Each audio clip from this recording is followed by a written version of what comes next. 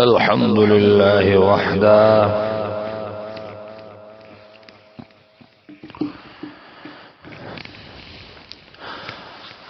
والصلاة والسلام على من لا نبي بعده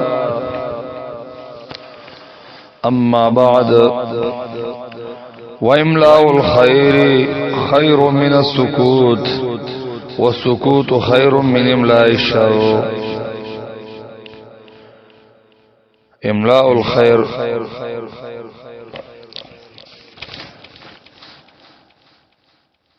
خو خبره چابندی لیکل خیر دا غردی من السکوت چپ کېدلونه والسکوت چپ کېدل خیر غردی من املاء الشر په چابندی لیکلو د شرنا معنا ته خاموش اوسېدلو نه دا بهتر دي چې سړی خیر خبره وکړي او یا بلتا وای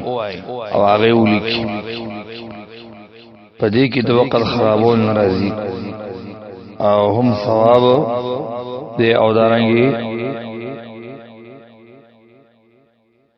دا الفاظ بل چا باندې ولیکل څومره غل الله اجر ثواب ورکي نو دومره دل پاروم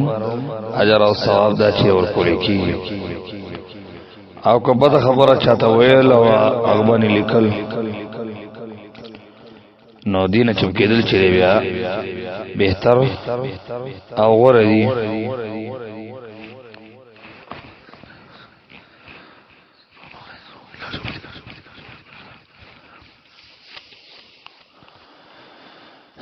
املا دا مصدر د باب افعال لري املا یملی املا ان په معنا د لیکلو او دا بل چا باندې لیکل خبره کول هغه لیکي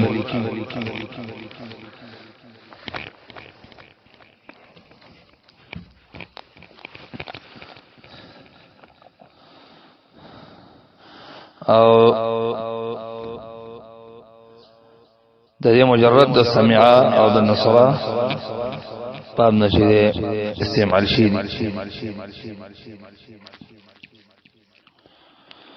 سکوت چې د باب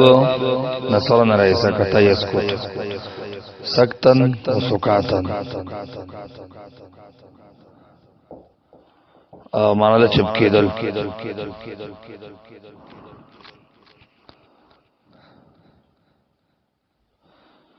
او شر د جمع شرور رضی او دینه الشرۃ بمعنی د بدای تیزی غصه سپکدستی ترکیب و املاء الخير دا وو عاطفه دا استنافیه ده املاء الخير مضاف مضاف الیه دا مبتدا خیر اسم تفضیل من حرف جر السکوت مجرور جار سر مجرورنا متعلق شو خیر اسم تفضیل جی ضمیر ده هو فاعل سر او دارنګ متعلقه